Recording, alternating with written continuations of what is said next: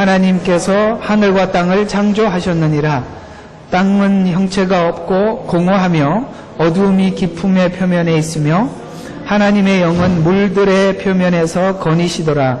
하나님께서 말씀하시기를 빛이 있으라 하시니 빛이 있더라. 하나님께서 그 빛을 보시니 그것이 좋았더라. 하나님께서 그 빛을 어두움에서 나누시더라. 하나님께서 그 빛을 낮이라 부르시고 어두움을 밤이라 부르시더라. 저녁이 되고 아침이 되니 첫째 날이더라. 아멘. 누가 무슨 설명을 나에게 해주더라도 처음에 꺼내는 이야기는 아주 중요합니다. 그래서 사람이 만나고 헤어질 때 두 가지가 기억이 난다고 해요. 하나는 처음에 만났을 때 어떤 만남이었는가, 그 다음에 마지막 헤어질 때 어떻게 헤어졌는가, 이 두 가지가 기억이 난다고 합니다. 그런 것처럼 창세기가 성경 가장 앞에 배열되어 있고 창세기 가장 앞에서 어떤 이야기로 구원을 설명해 나가는가라는 관점에서 창세기가 성경에서 중요한 위치를 차지할 뿐만 아니라 1장이라면 그 가장 서두에 무슨 말로 우리의 구원을 이해시키기 위해서 꺼내 놓았는가가 중요하겠죠. 그런 차원에서 1장 1절과 5절은 성경 전체에서 꺼내놓는 가장 먼저 설명하는 내용이기 때문에 오늘 구원을 설명하는데 왜 빛과 어둠 이런 식으로 구원을 설명을 했을까라는 부분을 생각해 보려고 합니다. 저번 주에 여러분들에게 말씀드렸던 대로 그저 창세기는 하나님은 첫째 날, 둘째 날, 셋째 날 뭘 만들었다라는 단순한 어떤 수학적 공식을 우리에게 설명해 주려고 하는 것이 아니라 성경은 원래 성경의 주제가 예수 그리스도를 통한 구원의 히스토리, 역사적 사실이란 말이죠. 그러니까 예수 그리스도를 통한 구원의 역사책이다 보니까 구원을 설명을 하고 예수 그리스도가 구원의 주인공이에요. 그러니까 이 창세기에 있는 첫째 날, 둘째 날, 셋째 날 이런 창조 사건도 단순히 무슨 날 뭘 만들었다라는 이야기가 아니라 구원, 곧 예수 그리스도의 구원과 연결돼서 설명이 되어지지 않으면 우리는 이 창세기는 구원과 상관없이 저 밖으로 밀려나가는 책이 될 수가 있단 말이죠. 그렇기 때문에 이 이야기를 예수 그리스도와 구원과 연관시켜서 설명을 하기 위해 오늘 여기 빛이라는 단어가 등장하며 어둠이라는 단어가 등장을 하는데 놀랍게도 이 단어의 내용들은 요한복음에 다시 재등장을 하고 있다는 것입니다. 요한복음에 보면 세상에 빛이 왔어요. 그 빛이 왔으나 어둠이 깨닫지 못하더라 라고 요한복음 1장에서도 빛과 어둠으로서 설명을 하기 시작했어요. 그러면 요한복음의 내용은 사복음서 중에 어떤 특징을 가지고 있느냐면 이 세 개의 복음서, 마태, 마가, 누가복음서는 인간인 예수 그리스도가 강조되어 있다면 요한복음은 하나님이신 예수가 강조되어 있다 이 말이죠. 그러니까 이 세 개의 복음서는 예수님의 인성을 중점적으로 설명을 했다면 요한복음은 하나님의 신성을 설명하는데 초점을 맞추었다는 거죠. 거기에 빛과 어둠이 등장하고 있는 것처럼 오늘 여기에도 뭐가 등장하고 있냐면 흑암, 개역개정에는 흑암으로 나와 있고 우리가 지금 보고 있는 이 킹제임스 성경은 어둠이라고 표현을 하고 있는데 그렇게 두 대조를 이루어서 이 땅에 창조될 때부터 이미 무엇이 있었다는 걸 설명하느냐면 어둠이 있었다는 것을 설명해 들어가고 있다는 거예요. 그런데 그 어두움은 오직 뭘로만? 빛으로만 해결할 수가 있다는 거죠. 그렇죠. 어둠을 해결할 수 있는 것은 어떤 것도 없습니다. 빛 이외에는 아무것도 할 수가 없습니다. 또 세상에서 모든 음식 중에 짜게 할 수 있는 것은 소금밖에 없어요. 그래서 예수님께서도 너희는 세상의 빛이라고 말씀하시죠. 왜냐하면 어둠을 밝힐 수 있는 것은 빛밖에 없어요. 그리고 짜게 할 수 있는 것도 오직 소금밖에 없어요. 그래서 너희들은 세상에 없어서는 안 될 가장 중요하고 핵심적인 존재라고 빛과 어둠, 소금, 빛과 소금으로, 빛과 소금으로, 말씀을 했단 말이에요. 이렇게 가끔씩 틀려야 이렇게 여러분들이 딴 생각을 하다가도 팍 돌아오죠. 다 작전이었습니다. 이렇게 얘기하면 너무 우습죠? 그래서 바로 이런 어둠이라는 것이 존재했다는 것을 이야기하고 있습니다. 그런데 이 창세기의 창조는 창세기 우주 만물 창조 이전의 창조가 있었어요. 그게 무슨 창조일까요? 영계의 창조입니다. 이미 우주 만물을 만들 때는 사단이 타락한 상태에서 우주 만물이 창조되었다는 거예요. 만물. 그전에는 이미 뭐예요? 영계에서는 타락이 있었어요. 그래서 오늘 창세기에서는 빛과 어둠이 있었다라고 단순히 우리가 낮과 밤 정도가 아니라 바로 이런 어둠의 세력이 존재하고 있었음을 설명하고 있습니다. 그래서 에덴 동산에서 뭐예요? 사단이 뱀이라는 도구를 통해서 사람을 유혹하러 들어온 거죠. 왜 그러면 사단이 직접 하지 않고 뱀이라는 도구를 냈을까요? 동원했을까요? 그는 영체이기 때문에 어떤 실체, 이런 몸을 입고 있는 실체를 통해서만 일을 할 수가 있기 때문에 그렇습니다. 그래서 하나님께서 우리가 영적 어둠 세력을 발견하고 확인하는 데 도움을 주는 것은 우리가 영체가 영체로서만 우리에게 공격을 하는 것이 아니라 어떤 사람이나 뭔가를 사건을 통해서 들어오기 때문에 그 사건을 통해서 우리가 분별할 수 있는 우리가 육안을 주셨단 말이에요. 그게 바로 성경을 아는 지혜입니다. 성경을 아는 지혜로만이 그 빛과 어둠의 그 뒷부분을 확인할 수가 있는 것이죠. 그래서 여러분들이 어둠 세력을 아는가 모르는가는 우리가 성경을 아는 지식과 밀접한 관계를 가지고 있습니다. 이것은 단순히 기도나 느낌으로 알 수 있는 것이 아니라 영계는 성경을 알고 성경에 대해서 말씀하시는 내용을 우리가 전체를 파악하고 있을 때 하나님의 의도가 무엇인지를 알게 될 때 이것이 하나님의 의도인지 하나님의 의도가 아니라면 누구 거죠? 사단의 것이겠죠. 그래서 우리가 하나님의 의도를 얼마나 의중과 하나님의 일하심을 어떤 방법으로 일하는 것을 얼마나 아는가 모르는가에 따라서 그것을 분별할 수도 있고 분별하지 못할 수도 있다는 것이죠. 그건 우리 이번에 캠프 가서 많은 그런 부분들을 이야기를 해보도록 하겠습니다. 그래서 이번에는 저 캠프 가셔서 오전에 여러분 조별 경건의 시간이 있어요. 그때는 제가 7 교회에 대해서 연구하도록 하고 그 다음에 강의 시간에는 그 7 교회를 제가 설명하는 걸로 그렇게 하겠습니다. 왜냐하면 이번에 주제가 뭐라고요? 마귀를 대적하라. 그러나 실상은 이런 이야기거든요. 오히려 실상은 이러하다라고 말씀합니다. 그러니까 보이는 것과 실상은 다르다는 거죠. 우리가 그 이면을 볼 줄 모르면 늘 속을 수밖에 없으니까요. 자, 어쨌든 이번에 가서 그런 이야기는 좀 하도록 하고 여기 어둠이 등장하고 있다는 것 오늘 이걸로 구원을 설명하고 있는데 왜 성경은 이 이야기로 성경을 설명하고 있는지를 한번 생각해 보도록 하겠습니다. 자, 창세기의 천지 창조에 관한 기록의 목적은 이스라엘 백성을 그 애굽의 종된 자리에서 구원하여 이제 이스라엘 백성들에게 계명을 주고 백성답게 살라고 이제 하나님은 그 이스라엘 백성들에게 요구하고 있어요. 이 질문들에 대해서 이스라엘 백성들은 하나님께 당연히 이 질문을 역으로 할 수밖에 없겠죠.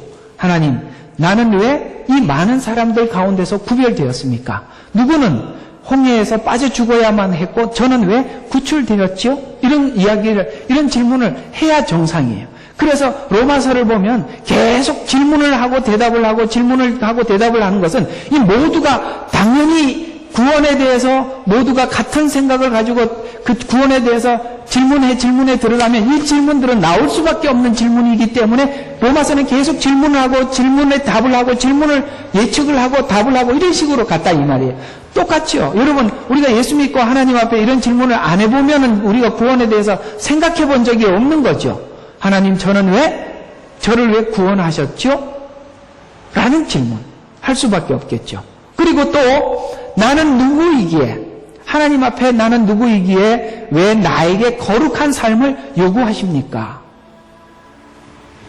그래서 선택과 그 다음에 거룩, 이 질문 하게 되어 있단 말이에요. 여러분, 선택에 대한 질문을 해본 적이 있겠죠. 여러분, 있을 겁니다. 그리고 왜 하나님 저에게 거룩하게 살려고 합니까? 하십니까? 왜냐하면 세상 사람들은 거룩에 대한 조금의 부담도 없는데 왜 하나님은 저에게 거룩을 요구하십니까? 그냥 구원만 하면 되는 거 아닙니까? 그 거룩하게 살아야 되는 겁니까? 꼭? 뭐 이렇게 질문을 하게 되더라는 거죠. 거기에 대한 대답, 이게 바로 창세기 안에 있다라고 말씀을 드렸었어요. 그래서 이 질문에 1차적으로 천지창조로 하나님이 대답을 하고 있다는 것을 우리가 눈여겨봐야 하는 겁니다. 이 질문에 대해서 천지창조로 하나님이 대답을 하고 있다는 거예요. 태초에 천지를 창조했다는 말은 해, 달, 별을 포함해 천지 만물을 선언한 것인데 창조는 인간을 위해 하나님이 창조했다라고 설명해 들어가고 있습니다. 그러면 무슨 이야기냐면 천지 창조도 인간을 위해서 했다면 구원도 우리를 위해서 했다는 거죠. 우리가 어떨 때는 처음에 우리가 하나님께서 거룩을 요구하고 그 다음에 거룩한 삶을 살만한 내 영역이 없을 때는 하나님께 이런 질문을 해요. 왜 저를 구원해서 거룩하게 살으라고 이렇게 하십니까? 그래서 내가 꼭 세상 사람들한테 손해보는 인생을 사는 것 같은 그런 생각이 들 때가 있어요. 왜냐하면 다른 사람들은 마음대로 살아도 되는데 하나님은 마음대로 못 살게 어디 뭐 하면은 이렇게 하라 그러고 이럴 때는 저렇게 하라 그러고 그래서 꼭 구원받은 게 손해보는 것 같은 느낌이 들 때가 있다 이 말이에요. 그런 생각이 든 적이 있어야 정상이에요. 나도 들었었는데 여러분이 안 들었겠어요? 근데 이게 다 너를 위한 거라는 거예요. 한번 생각해 봐요. 왼뺨을 대면 오른뺨을 대라, 왼뺨을 때리면 오른뺨을 돌려대라는 것이 축복일까 축복이 아닐까? 예를 들어서 여러분들 마음속에 누군가가 왼뺨을 칠 때 오른뺨을 돌려댈 마음을 가지면 저 인간이 죽일 왼수다, 어떻게 하면 복수할까 이런 생각이 들까 안 들까요? 아예 안 들죠. 이미 그 상대방에 대해서 그런 마음을 가지고 다른 사람들을 대하고 있는 사람에게 원수가 어디 있겠어요? 그게 복이라 이 말이에요.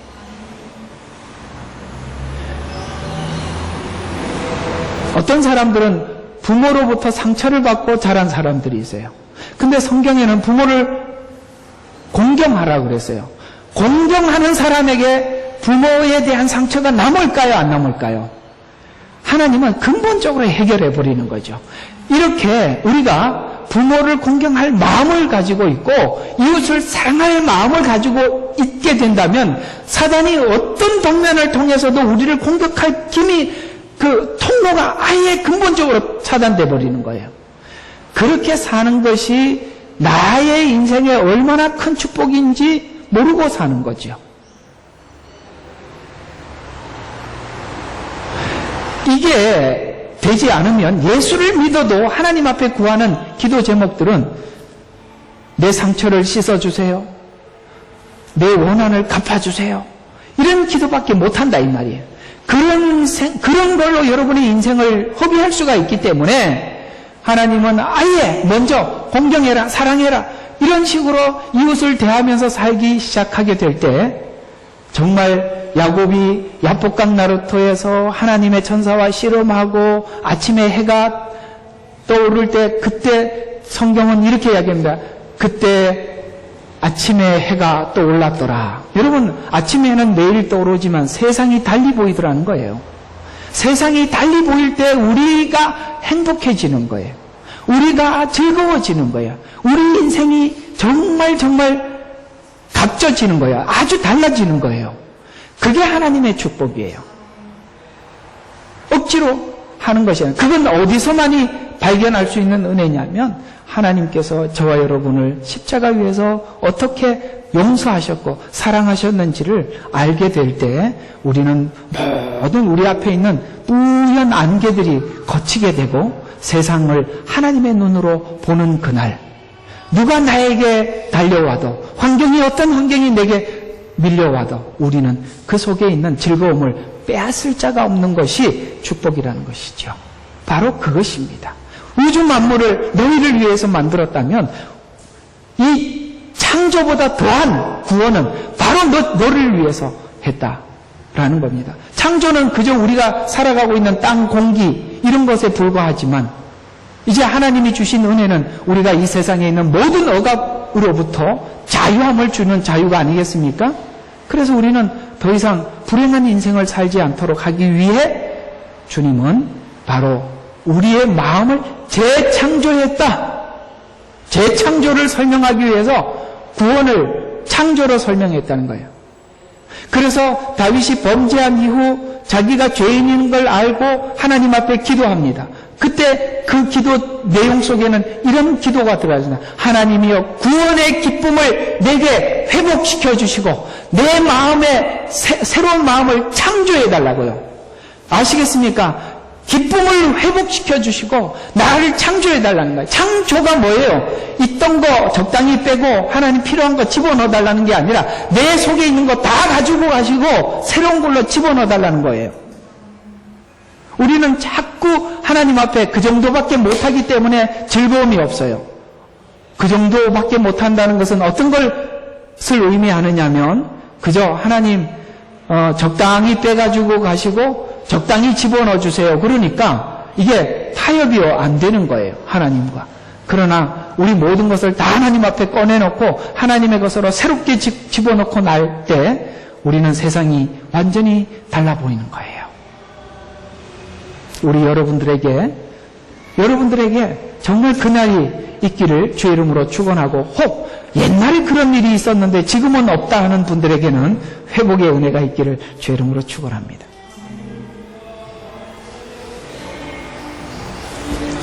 그래서 세상을 만든 목적은 인간을 위해서 한 것으로 설명에 들어가고 있는데 이 말은 창조의 중심에는 인간이 있다는 말입니다. 그래서 참고해서 여기 한 가지 좀 참고해서 설명할 부분이 있어서 말씀을 드리면 1절, 2절을 한번 잠깐 보십시다.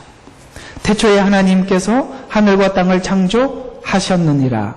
땅은 형체가 없고 공허하여 어두움은 깊음의 표면에 있으며 하나님의 영은 물들의 표면을 거니시더라. 자, 근데 하나님이 이미 1장 1절에 창조해놓고 긴 시간이 흘러서 이제 2절부터 하나님께서 창조를 나누었다라고 설명하고 있는 갭론이라는 게 있어요. 그 사이에 갭이 있다는 거죠. 이 갭론이 있는데요. 이것은 바로 전통적인 해석과 차이가 있는 겁니다. 그래서 우리는 이 갭론이요, 갭론이 창조론과 진화론을 적당히 섞어놓은 학문이거든요. 그래서 여러분 혹시 어떤 사람들이 여기는 지금 지구가 뭐 1억 년이 되었다, 2억 년이 되었다 이런 걸 믿으세요? 여러분 크리스찬들은 그렇게 믿으면 안 됩니다.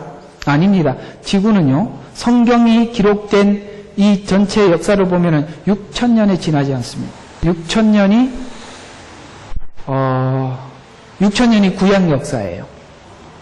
그 다음에 우리가 지금 몇 년이죠? 2020년. 내가 지금 갑자기 4,000년이죠. 구약이. 왜 6,000년이 나와요? 토탈이에요. 그러니까 지금 약 2,000년이 지난 신약. 그러니까 성경에서 말하고 있는 역사는 6,000년밖에 되질 않아요. 근데 1억, 2억 이렇게 되는 것은 전부 다 진화론과 창조론을 섞어놔서 그러는 겁니다. 그렇지 않습니다.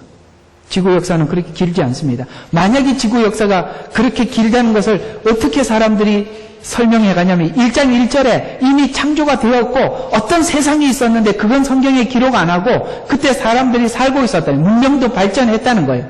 그래서 많은 영혼, 그때 사람들이 죽었고 2절부터 다시 새롭게 재창조를 시작했다라는 것인데 그때 죽은 사람들이 누구냐? 죽은 사람들. 그래서 귀신이라고 해요. 그렇게 귀신론이 여기서 등장하는 거예요. 여러분, 김기동 씨라고 혹시 아세요? 그 침례 교 쪽에 있는 분이신데, 그분은 늘 그 귀신 쫓아내는 일만 하는 분이 계시죠. 지금도 그런 분들이 있는 걸로 알고 있어요. 그런 사람들은 전부 다 이런 갱론을 가지고 오해를 하고 있는 거예요. 이게 전통적 해석은 아니에요. 아시겠습니까? 이 땅에 사람이 죽은 영혼의 구천을 떠도는 귀신은 없습니다. 음부에 가든지 낙원에 가 있든지 인간은 그렇게 돼 있지, 그건 다 귀신이 속이는 이야기들입니다. 그렇지 않아요. 아시겠습니까? 그래서 뭐 몇 억 년이 되었다, 몇 천만 년이 되었다, 이런 거 여러분들 함부로 이렇게 접하고 그래주시면 안 됩니다. 성경은 그렇게 이야기하고 있지 않아요. 그러면 그것만 좀 더 연구하게 돼. 그럴 필요 없습니다. 그거하고 구원하고 상관없으니까 그저 예수님만 많이 배우시면 됩니다. 쓸데없는 거는 저기 딴 사람 하라 그러고 우리는 성경만 봅시다. 그래서 1절과 2절 이 갱론, 여러분들에게 한번 참고 삼아 말씀을 드렸습니다. 자, 그런데 이 전통적인 원래 해석은 유에서 물을 창조한 사건으로 창세기를 보고 있어요. 그러면 1절과 2절 사이에 진화론에 주장하는 것은 어떤 긴 시간이 있고 어떤 문명이 있었다고 주장하여서 이전에 인간이 존재하고 있었고 그때 살던 사람들이 모두 귀신이 되었다라고 주장하는 학설이, 그러나 2절의 의미는 천지 창조의 날짜를 설명하려는 것이 목적이 아니라 이스라엘을 애굽에서 구원하시고 거룩하실 것을 요구하시는 하나님의 이유가 무엇이고 하나님이 그걸 우리에게 요구하는 그 하나님의 어떤 권위자인가, 명령을 한다는 것은 어떤 권위 있는 사람에게 누군가에게 명하는 거 아니에요. 그리고 그 명령을 받는 사람이 거부할 수 없을 때 권위가 있는 거 아니겠어요? 그래서 하나님이 어떤 권위자인가를 설명하기 위해서 창세기가 위치하고 있어요. 그래서 이 내용의 중심에는 혼돈, 공허 이런 말들이, 어두움 이런 말들이 나온다 이 말이에요. 인류를 구원하였다는 사실을 창세기 관점에서 도입하려고 하고 있는데, 인간이 예수를 믿어 거룩해지는 일을 거듭남, 다른 말로 재창조라고 설명하기 위하여 마치 예수 그리스도께서 우리 속에 들어와서 우리와 함께하는 것은 우주 만물을 창조하듯이 우리 마음을 재창조했다는 거예요. 그래서 우리는 거듭났다라고 표현하는 겁니다. 거듭났다라고 표현하는 것인데요. 자, 인간은 2번 혹은 3번 태어납니다. 이거 잘 기억해 둘 필요가 있어요. 인간은 2번 태어나는 사람이 있고 3번 태어나는 사람이 있어요. 사람들은 일반적으로 이해하는 것은 한 번 태어난다고 생각하는데, 성경은 2번 태어나는 사람이 있고 3번 태어나는 사람이 있다고 표현하는데, 2번 태어나는 사람은 어머니 모태에서 한번 육신이 출생하는 것이고 죽어서 부활하는 겁니다. 그것도 하나님 나라에서 영원히 태어나는 거예요. 근데 이 사람들은 그 부활을 믿지 않기 때문에 한 번 태어나고 한 번 죽는 게 끝이라고 이야기하지만 성경은 그렇게 말하지 않아요. 모든 사람들은 부활합니다. 예수님이 부활한 것처럼 불신자도 부활해요. 그런 것처럼 2번 태어나는 사람이 있고 예수 믿는 사람들은 3번 태어납니다. 그것이 모태에서 한 번 태어났고 예수 믿고 거듭남, 이게 바로 오늘 성경이 이야기하고 있는 재창조예요. 그래서 거듭났다라고 표현하는 것이죠. 그리고 우리가 육신의 죽음 이후에 부활체로 거듭나게 될 것입니다. 그래서 불신자들은 2번 태어나고 신자들은 3번 태어나는 거예요. 공감하십니까? 그래서 여러분들이 예수 믿고 거듭난 사람들이 신앙 고백을 하면서 신앙 고백으로 뭘 하죠? 침례를 받는 겁니다. 그래서 물속에 들어간다는 것은 옛삶을 물속에 아예 지워버리고 그 다음에 물속에서 올라온다는 것은 이제 그리스도 안에서 재창조된 새로운 사람으로 다시 하나님 앞에 살겠습니다라는 고백을 침례라는 형식을 통해서 신앙 고백하는 것이겠죠. 그래서 창세기가 주장하는 구원은 인간은 하나님의 형상대로 지음을 받았으며 선악과 사건 때문에 우리가 하나님의 형상을 잃어버리니 마치 그 형상을 잃어버려서 흑암과 공허 속에서 살고 있었고 그 흑암과 공허와 어둠 속에 있던 우리들을 재창조했다는 의미에서 성경 전체와 연관시켜 설명하기 위해서 오늘 우주 만물 창조를 설명을 하고 있다는 것이죠. 그래서 흑암과 공허에서 건져서 하나님의 은혜로 구원을 받아. 이건 뭐죠? 사복음서. 그러니까 흑암과 공허를 설명하는 것은 창세기. 그 다음에 그 흑암과 공허에서 우리를 구원했다는 이야기가 사복음서 이야기고, 그걸 거기서 우리를 구원받아서 오늘 우리 앞에서 찬양을 불렀던 거죠. 그러니까 찬송가도 보면 앞에 있는 찬송가들이 참 은혜스러워요. 오늘 여기 불렀던 이 찬양들은 정말 우리 가슴을 울리게 만드는 찬양들이거든요. 그런데 그 찬양을 요한계시록에 가서 하나님 앞에 영원토록 올려드리는 거예요. 그렇게 해서 창세기는 흑암과 공허에 있던 우리들을 사복음서 예수님이 오셔서 구원하셔서 요한계시록은 그 구원을 영원히 노래한다. 이렇게 성경은 이렇게 배열이 되어 있다 이 말이에요. 그래서 이 삶을 누리게 되었다는 것은 하나님께서 그저 죄를 용서할게라고 하나님이 선포한 것이 아니라 실제 하나님께서 우리 긴 역사 속에 들어오셔서, 역사 속에 들어왔다는 것은 뭘 이야기하느냐면 우리 시간 속에 들어오셨다는 거예요. 그 다음에 역사 속에 들어왔다는 것은 사실이에요. 그래서 역사라는 말은 사실 아니겠습니까? 그래서 기독교와 기독교 아닌 종교의 차이가 뭐냐면 기독교는 정확히 사실에 근거하고 있어요. 그래서 성경에 보면, 한번 성경 쭉 보시면은, 자, 사무엘 상하, 여기서부터 사사기, 룻기, 그 다음에 사무엘 상하, 열왕기 상하, 역대 상하, 이런 이야기들은 전부 다 역사 이야기 아니겠어요? 왜 역사 이야기를 성경에다 집어넣냐면 이것이 신화가 아니고 하나님이 인간 속에 들어온 사실이라는 걸 증명하기 위해서요. 그것도 짧은 역사 속에 들어있으면 사람들이 거짓말일 수도 있지만 긴 역사 속에 들어와 있단 말이에요. 그러니까 긴 역사 속에 있다 보니까 많은 사람들이 바뀌었을 거 아니에요. 성경을 기록한 사람이, 인간은 유한하니까. 그 사람들의 내용이 전부 다 동일하게 일치감을 가지고 있는데 그게 뭐냐면 예수 그리스도와 일치감을 갖더라는 거예요. 서로 보지도 못하고 만나지도 못했던 사람들이 똑같은 예언을 하더라는 거죠. 그건 누가 하고 있다는 것입니까? 하나님이 사람을 통해서 계속 예언했다는 가장 분명한 증거다 이 말이에요. 그래서 우리가 예수를 믿는다는 것은 허황된 막연한 걸 믿는 것이 아니라 사실을 믿기 때문에 우리도 믿음이 사실 위에 서 있어야 되는 거예요. 그 성경을 모르는데 하나님을 믿는다. 이건 상당히 아이러니한 일이죠. 자, 사실. 그래서 이걸 증명하기 위해서 그 시작부터 성경은 열고 있어요. 그게 창세기며 천지 창조예요. 그 이야기를, 그래서 시간의 시작을 설명을 하려고 하니까 하나님이 어떻게 우주 만물을 만들었는지부터 설명을 해야 되기 때문에 이렇게 창세기는 하나님이 이렇게 창조했다라고 설명을 하고 있어요. 놀랍게도 하나님의 창조는 긴 시간이 걸리는 것이 아니라 말씀하셨더니 그대로 되니라. 말씀하셨더니 그대로 되니라. 참 놀랍죠.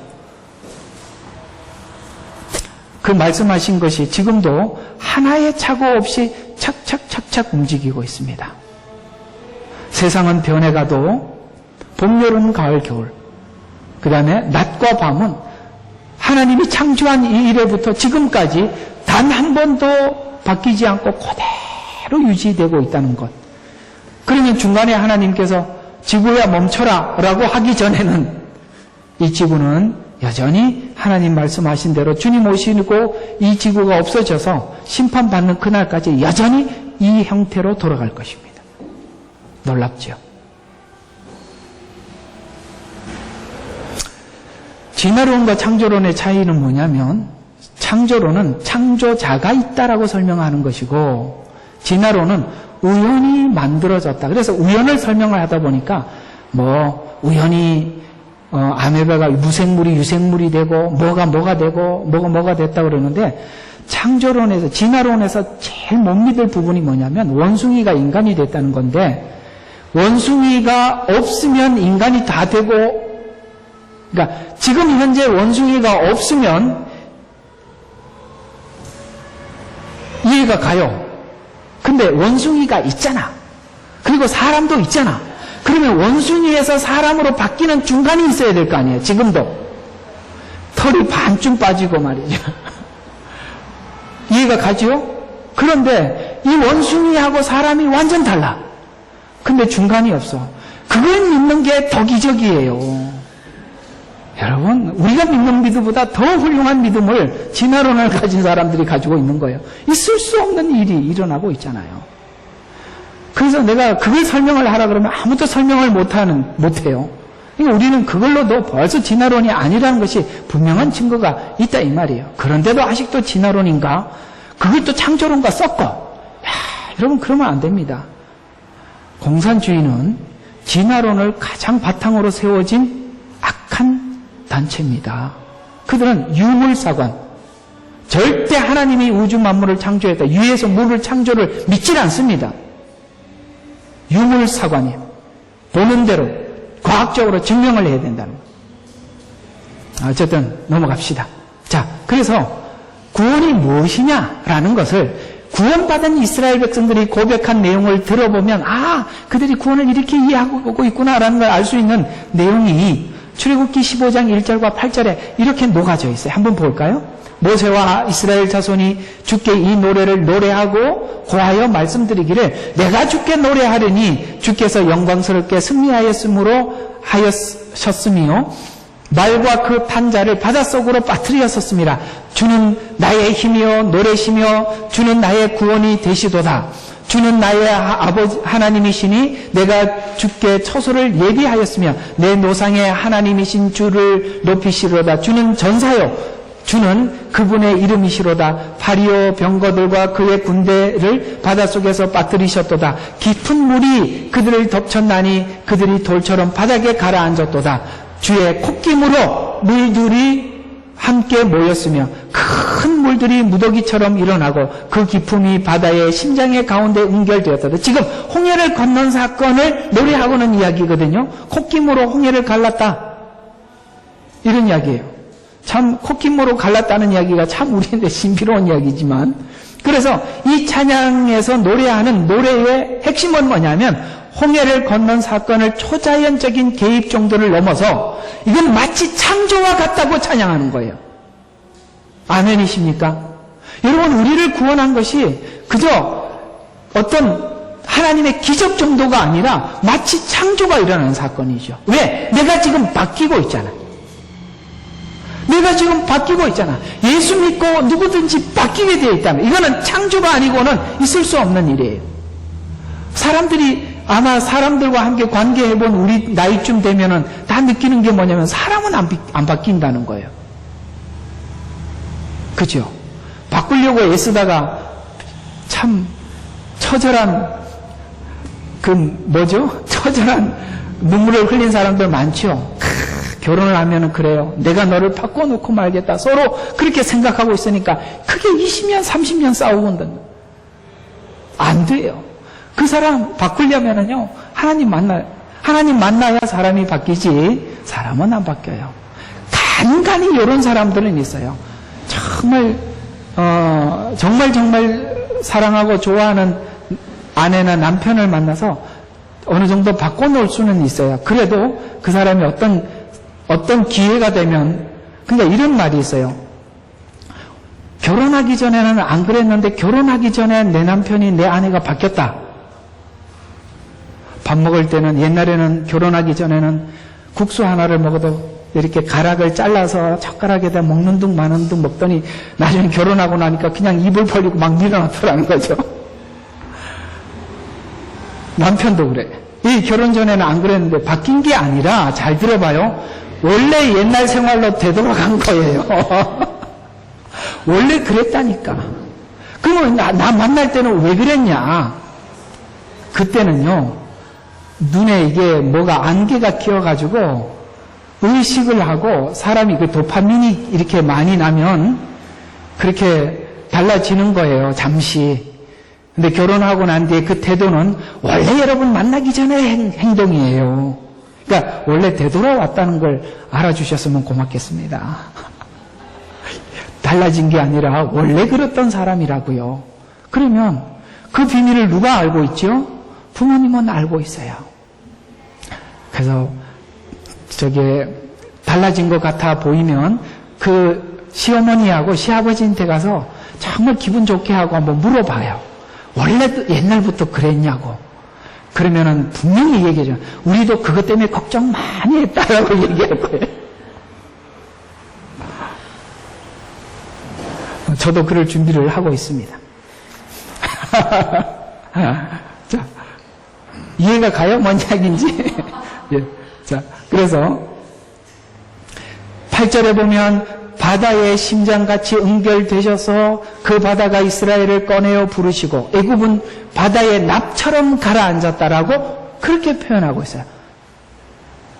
이 말은 하나님만이, 이게 이제 중요해요. 만이 구원의 주체고 하나님 없이는 할 수 없었던 일입니다. 그래서 우리가 구원을 받고 보면 하나님 앞에 고백하는 것이 하나님만이 나의 구원의 주체였습니다. 하나님만이 나를 구원할 수 있었습니다. 라고 고백할 수밖에 없었던 거예요. 제가 어제 항상 이게 참 좋은 게 우리 어제 또 이게 참 우리 새신자들 예리한 질문들, 칼날 같은 질문들 참 그거 이거 어리버리 하면은 절대 새신자 성경 공부 못 시킬 거예요. 요즘 사람들은 질문도 예리해요. 근데 질문 중에 인식론에 대한 질문을 했어요. 인식론이 뭐냐면 여러분 한번 이렇게 한번 생각해봐요. 존재가 먼저예요? 인식이 먼저예요? 존재가 먼저죠. 존재를 했기 때문에 어느 시간에 내가 왜 존재하고 있지라는 것을 인식하는 날이 오죠. 구원도 똑같아요. 구원을 받을 때는 몰라요. 내가 믿어서 구원을 받은 것 같아요. 그런데 어느 날 이스라엘 백성들이 시내산에 와서 과거를 돌아보면 신비로운 이야기예요. 누구는 죽이고 누구는 나는 살아나왔단 말이죠. 그래서 생각해 보는 거예요. 나는 왜 살았을까? 내가 그때 빨리 뛰어서 홍해를 건넜나? 조금만 늦었더라면 그 사람들처럼 죽었겠지? 이게 아니라 가만히 보면 이스라엘 백성들이 다 건널 때까지 하나님이 그 물의 성벽을 지켜주고 있었단 말이죠. 근데 나 다 빠지고 나오니까 애굽 사람들이 들어오기 시작해 하나님 물을 가두어 버렸다는 거죠. 그러면 뭐죠? 내가 빨리 뛴 게 아니라는 거 분명해지죠. 하나님이 그 물을 지켜줬죠. 동일하게 우리 구원도 하나님이 우리를 부르셨다는 걸 알 때가 인식할 때예요. 왜냐하면 그때쯤 되면 내 믿음이 자랑으로 나올 시기거든요. 그래서 하나님이 딱 막아버리시죠. 네가 잘나서 구원을 받은 게 아니라 내가 너를 불렀고 내가 너를 지명해서 불러서 네가 구원을 받게 됐다. 그때부터 구원받은 이후에 우리가 하나님 앞에 할 말을 잊어버리죠. 그러니까 인식할 쯤 하나님이 우리의 구원을 자랑치 못하도록 입을 정확히 막아버리는 거예요. 그걸 몰라서 아직도 자기가 잘난 줄 알고 돌아다니는 사람들은 아직도 유치원을 졸업 못해서 그러는 거죠. 유치원을. 신앙의 유치원 안에서 맴돌고 있는 것입니다. 또 하나님만이 이스라엘을 애굽에서 꺼내 가나안을 주시고 풍요롭게 하실 분이라고 말씀하고 있어요. 가나안에서 꺼냈을 뿐만 아니라 애굽에서 꺼냈을 뿐만 아니라 가나안을 주시고 풍요롭게 하실 분이다라고 신명기 32장 8절과 12절에 지극히 높으신 분께서 민족들을 그들의 유업을 나누셨을 때 그분께서 아담의 아들들을 분리시켰을 때 그분께서는 이스라엘 자손의 수에 따라 백성들을 경계를 정하셨으며 이는 주의 분깃을 그분의 백성이요 야곱은 그분의 유업의 목심이라. 주께서 그를 사막과 황폐하고 삭막한 광야에서 발견하셔서 그를 인도하시고 그를 가르쳐서 그분께서 그를 자기의 눈동자처럼 지키셨도다. 마치 독수리 한 마리가 제 보금자리를 휘젓고 자기 새끼들 위에 날개를 퍼덕이며 그 날개를 펴서 새끼들을 받아 자기 날개 위에 새끼들을 엎는 것 같이 주께서는 홀로 그들을 인도하셨으니 그와 함께한 이방신이 없었도다. 무슨 말이냐? 젖과 꿀이 흐르는 약속의 땅으로 데려가는 것이 애굽의 광야 그리고 가나안과의 비교가 아니라 우리는 원래 그 땅에 들어가더라도 우리가 개간을 한다면 황무지밖에 만들 수 없지만 하나님이 그 땅을 만드셔서 축복하셔서 젖과 꿀이 흐르는 땅을 주실 분이 당신뿐입니다. 무슨 말이에요? 우리를 구원하실 분도 당신이고 우리의 삶을 부여하게 하실 분도 당신입니다. 라고 고백하고 있는 거죠. 출애굽기의 고백은 뭐였어요? 당신만이 나의 구원자입니다. 이제 구원받은 이후에는 하나님이 당신만이 나의 삶을 부여하게 하십니다. 라는 고백이에요. 실제 이스라엘 땅을 가보면 젖과 꿀이 흐르는 땅이 아니에요. 여러분 이스라엘 땅 사진 찍힌 거 보셨죠? 사진으로 보셨어요? 나는 다녀보니까 정말 호주 땅이 젖과 꿀이 흐르는 땅 같아요. 나는 여기 호주 땅에 처음에 왔을 때 화가 나더라고요. 누구는 이런 좋은 데 살고 왜 이렇게 척박한 데만 살았나 싶어요. 난 여기 와서 너무 놀랐어요. 어쩌면 이렇게 천혜의 자연을 가지고 이렇게 토요일이면 금요일이면 전부 다 캠핑 가고 말이죠. 우리는 1년에 한 번 캠핑 가는 것도 힘든데 매주 가고 1년에 한 번씩 성탄절이면은 저기 발리로 해외 여행 가고 나는 여기 와서 너무 놀랐어요. 돈 버는 목적이 뭐냐니까 주일날 쉬기 위해서 돈 번다는 얘기 듣고 너무 놀랐어요. 근데 이렇게 아름다운 땅이구나. 근데 이스라엘 땅을 가보면요 정말 돌밖에 없고 풀도 별로 없어요. 양이 뜯어먹을 풀도 없어요. 그러니까 이렇게 황무지가 없어요. 그런데 하나님은 이상하게 그 땅이 젖과 꿀이 흐르는 땅이래. 말이 돼요? 근데요 그 젖과 꿀이 흐르는 이야기를 이렇게 하고 있어요. 그 땅은 물이 머금는 땅이래요.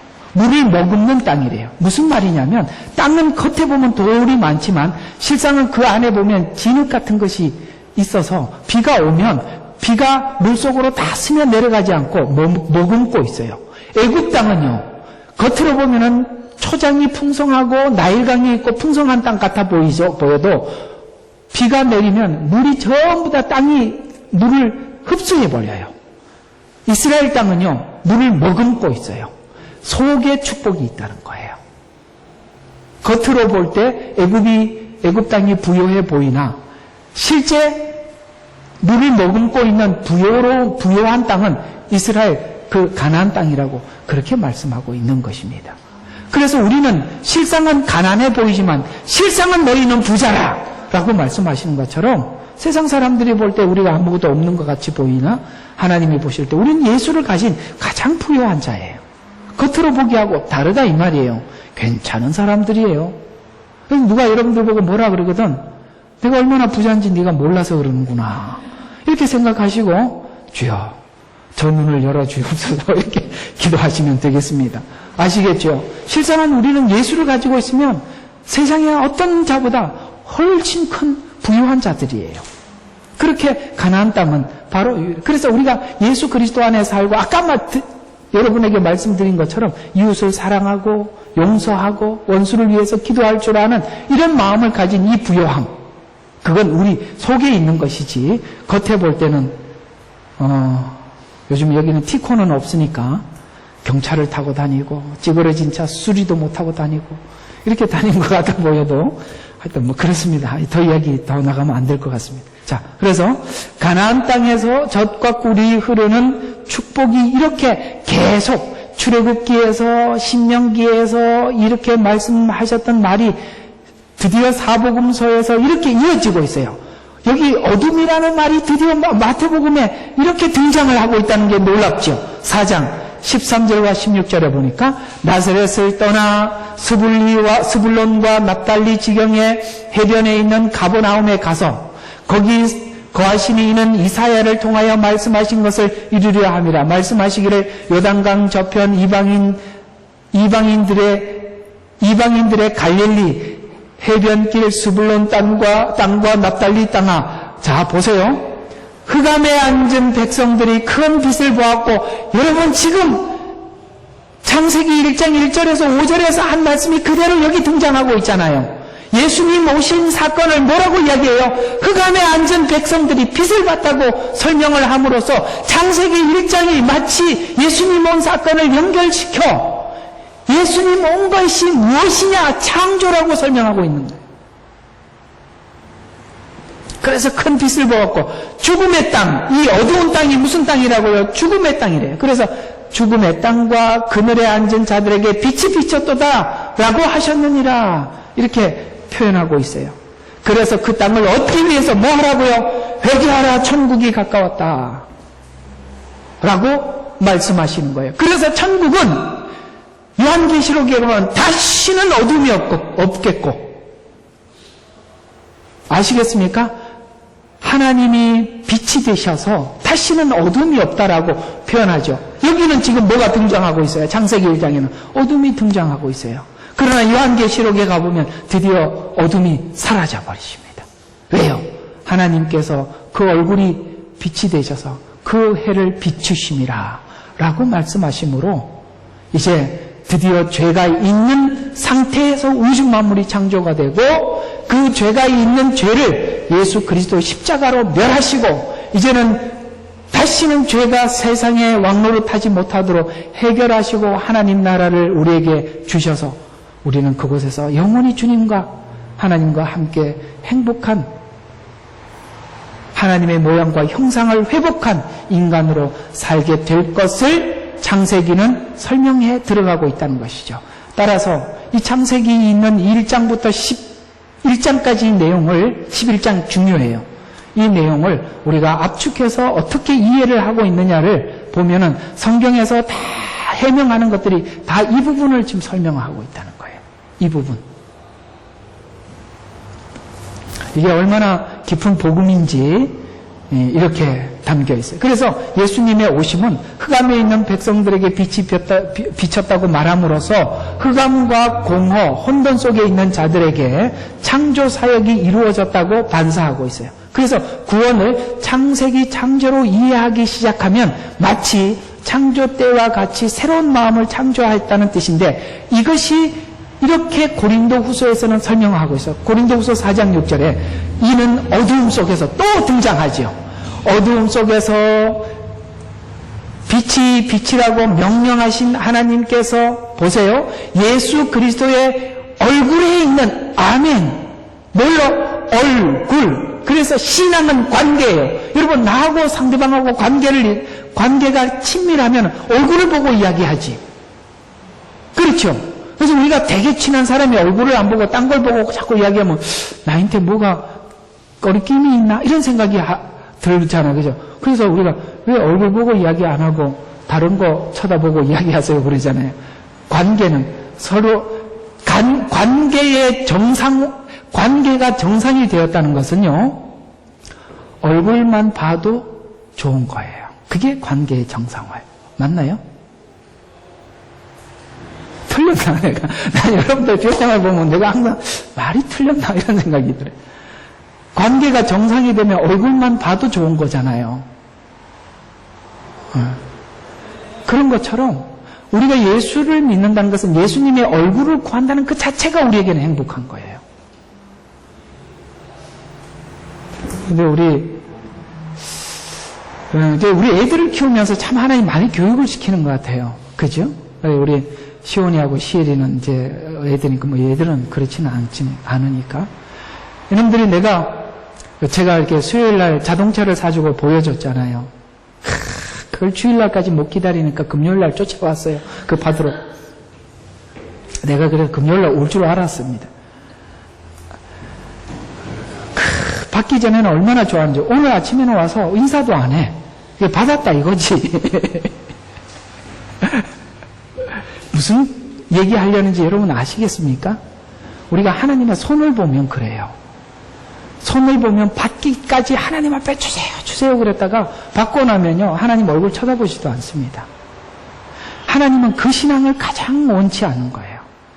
그 부모된 입장에서 보세요. 돈이 있어서 애들이 아부하는 것과 부모 자체를 좋아하는 것을 누가 모르겠습니까?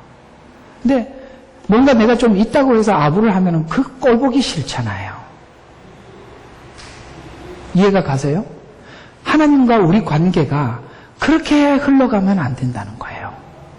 그런데 말이지, 차를 갖기 전에는 할아버지 좋아요. 언제 그 다음날 또 세상에 차 보여달라고, 그것도 보여달라는 거예요. 다음날 또 전화 와가지고 카메라 비춰달라 그러고, 그 다음날 대금 가지러 왔어요. 그때 전까지는 뭐 정리해라 청소해라 이거 하면 준다면 막 갖다 치워놓고 다 했다고 막 그러고, 그 다음부터는 이제 받고 난 뒤에 청소해라도 말도 안 들어요. 그게 뭐냐면 바로 우리가 하나님 앞에 항상 아이들을 하나님께서 우리들에게 준 것은 우리 실체를 보라고 하신 거거든요. 진짜 좋은 관계는요, 얼굴을 보기만 해도 행복한 거예요. 이게 이제 다음에 계속 나올 거예요. 이 이야기가 창세기에 계속 등장한다고요. 하나님과 모양과 형상, 우리가 우리의 모양을 따라 우리가 사람을 만들자. 거기서 말하는 우리는 하나님과 성삼위일체 하나님이 서로가 보기만 해도 행복한 거예요. 하나님은 바로 그렇게 하라고 우리를 구원하신 거거든요. 얼굴에 비치는 하나님의 영광. 아멘? 얼굴. 우리는 예수를 믿는다는 것은 하나님의 얼굴을 구하는 거예요. 그게 어디에다 비춰졌다고? 마음에 비춰졌다고. 그래서 여러분, 예수님의 눈, 예수님의 입, 예수님의 호흡이 내 가슴 속에 느껴지느냐 이 말이에요. 그걸 느끼고 살아가고 있다면 우리 삶 속에 항상 하나님을 인식하고 살 거예요. 그래서 하나님의 영광을 아는 빛이 우리 안에 비추셨다. 그래서 흑암에서 우리가 나올 수밖에 없어요. 빛을 비췄으니까 나올 수밖에 없었어요. 이런 확신과 믿음이 현실을 사는 우리에게 주시는 믿음은 하나님의 보호와 인도하심이 얼마나 진실하며 감동적인가에 대한 믿음을 갖게 만드는 거죠. 그래서 이런 이해를 구약에서도 이렇게 이해하고 있었는데, 가장 절박한 상황에서 믿음을 주었던 창조, 시편 121편 1절과 8절에 보니까 내가 나의 도움이 오는 산들을 향하여 내 눈을 돌리리니 나의 도움이 하늘과 땅을 지으신 주께로부터 오시는도다. 창조를 이해할 때 내 도움이 하나님으로부터 온다는 걸 알게 된다 이 말이에요. 창조를 왜 설명했겠어요? 우리가 살면서 하나님은 창조하신 분이라는 걸 알고 어떤 상황도 역전할 수 있는 하나님이라는 걸 믿으라 이 말이에요. 여러분의 지금 가장 고되고 가장 무거운 기도 제목이라 할지라도 하나님 앞에는 불가능이 없다는 걸 믿으라 이 말이에요. 창조의 하나님. 그래서 내가 산을 향하여, 산이라는 말은 힘 있는 자, 권세 있는 자 이런 이야기예요. 그래서 누가 나를 도울고 힘 있는 사람이 누굴까 이렇게 둘러보다니까 나의 도움이 어디서 올까 했더니 하늘과 땅을 지으신 주께로부터 오는도다. 그가 주님이 나를 도우시면 뭐예요? 너의 말을 실족지 아니할 것이다. 너를 지키시는 자가 졸지도 아니하실 것이로다. 보라, 이스라엘을 지키는 자는 졸지도 아니하시고 주무시지도 아니하니라. 낮에 해가 너를 치지 못할 것이며 밤에 달도 치지 못하리로다. 주께서는 모든 악으로부터 너를 보호하시리니 그가 너의 혼을 보호하시리라. 주께서 너의 나가고 들어옴을 지금부터 영원토록 지키시리로다. 시편 121편은 이토록 하나님의 창조의 능력으로 우리를 지키실 것이라고 약속하시면서 내 도움이 천지를 지으신 하나님으로부터 온다고 창조를 묵상하며 믿음을 권면하고 갖기를 요구하고 있죠. 즉 나를 위해 천지를 지으신 하나님을 생각하고 있다는 것인데, 해도 달도 별도 나를 위해서 주신 분이라는 거예요. 하나님이 나를 위해서 해도 주시고 달도 주시고 별도 주셨다면 못 줄 게 뭐가 있느냐.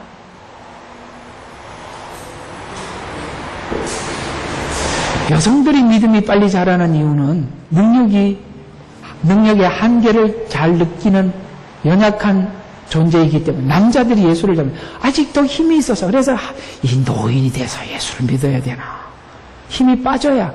내가 이렇게 삶을 살아보니까 그런 게 있더구만요. 그 나이가 돼야 아는 게 있더라고요. 두 분 맞죠? 그 나이가 돼야 아는 게 있어요. 젊을 때 모르는 것들.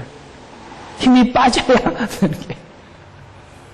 그전에는 아직도 뭔가 할 수 있는 힘이 있어 보이니까, 살아보니까 그게 아니구나. 여기서 한계를 느끼고 저기서 한계를 느끼고, 그래서 시편 121편에 공감하는 거예요.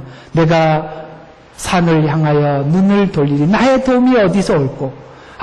나를 도움은 역시 천지를 지으신 하나님밖에 없구나. 이걸 알게 되는 그게 복이 아닐까 싶습니다. 오늘 이야기들을 결론을 내려서 정리를 해보겠습니다. 창세기의 창조는 인간을 위한 창조라고 말씀하고 있어요.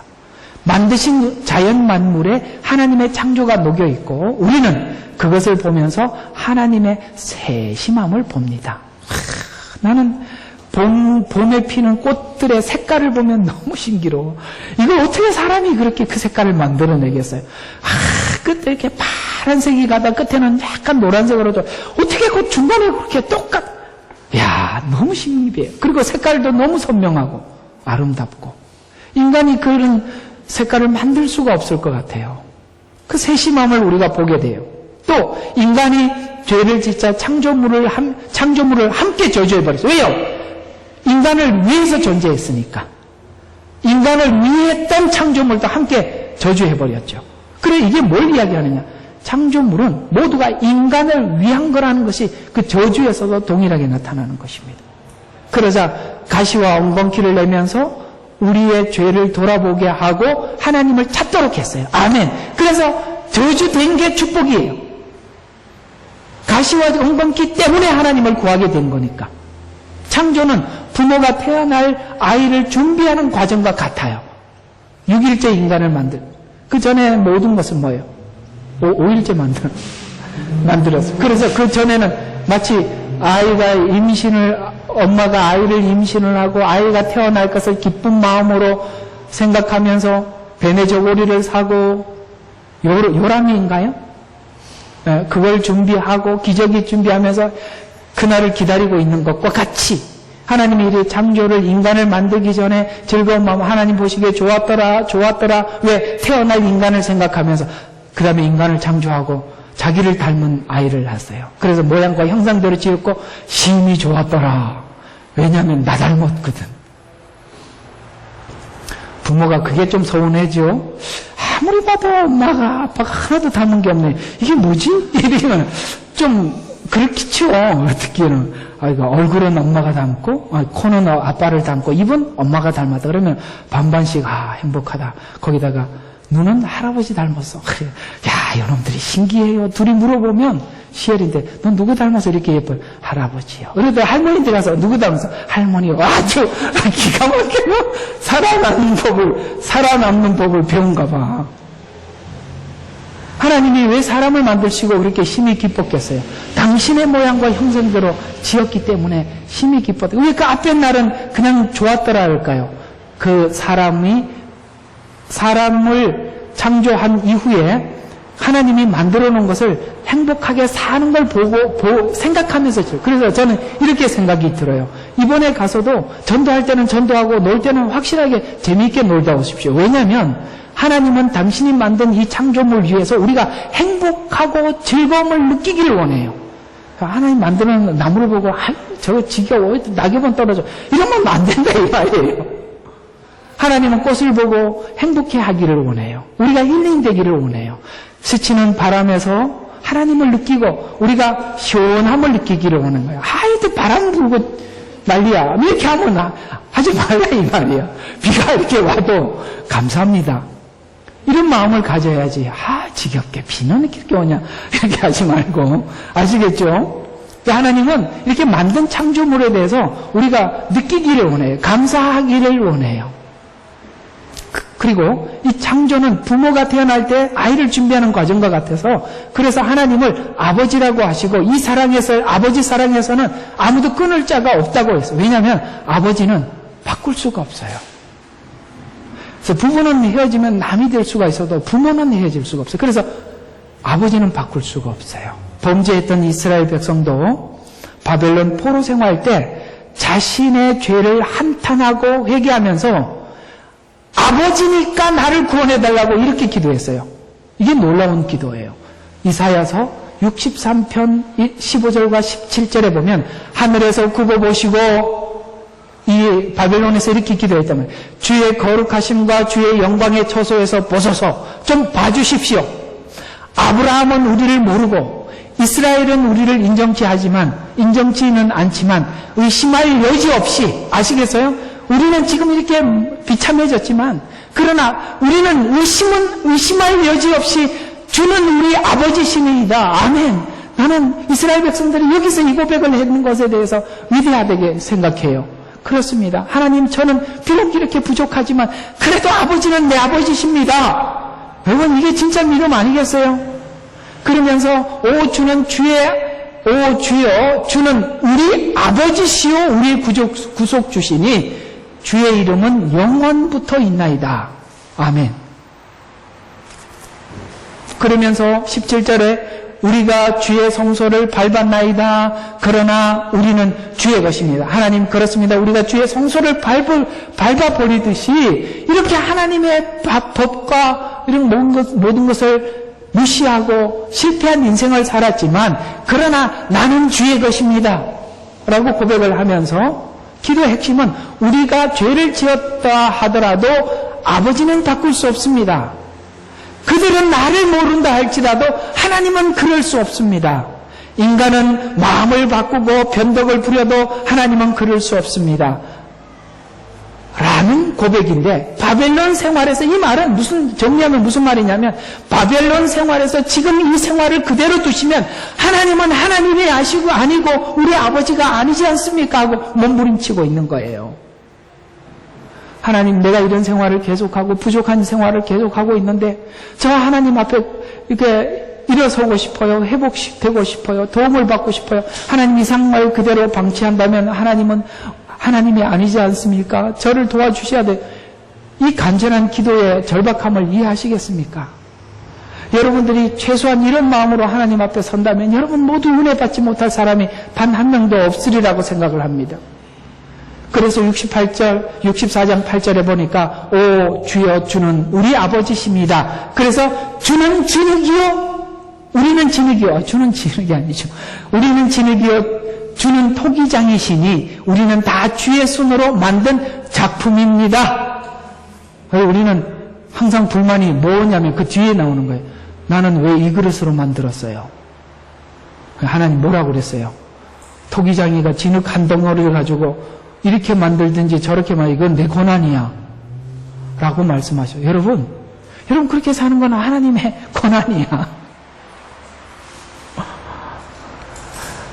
남들하고 너무 비교하면서 살지 마세요. 여러분들이 하나님이 여러분들을 그렇게 만들어서 은혜 받아보세요. 손해본 게 없다고요. 가끔씩 생각해보면 그런 생각이 들어요. 하나님, 저 진짜 금수저로 안 태어난 거 감사합니다. 이런 생각이 저절로 든다고요. 이것이 바로 성경과 기독교의 본질인데, 하나님이 어떠하심과 은혜, 자비, 사랑, 전능, 거룩함을 근거로 기독교가 서 있는 것입니다. 이것이 우리로 하여금 나쁜 형편에서도 믿음을 놓지 않게 하는 겁니다. 창조의 아버지, 구원의 아버지를 우리가 함께 묶어두고 생각해야, 아시겠어요? 구원의 아버지로만 따로 떼지 마시고 창조의 아버지와 구원의 아버지를 함께 묶어둘 때 드디어 우리 믿음이 믿음다워진다라는 이야기가 오늘 여러분에게 설명하는 설명의 핵심입니다. 이 믿음이 여러분들 속에 더 굳게 자리 잡기를 주의 이름으로 축원합니다. 기도하겠습니다. 아버지, 감사합니다. 우리가 창세